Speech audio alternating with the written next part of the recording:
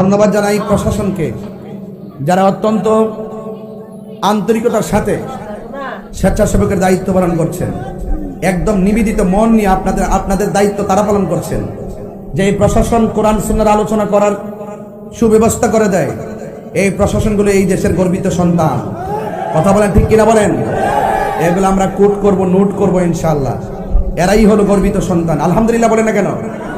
আল্লাহ যেন আমাদের সবাইকে যেন কবুল করে, আমিন কন। সবাই মেহেরবানি করে, বেশি লম্বা করবো না, ঘন্টা খানিকের ভিতরে ওয়াজ ক্লোজ করবো, কিন্তু আদব রাখতে হবে। সবাই দুরূদ শরীফ বলেন, আল্লাহুম্মা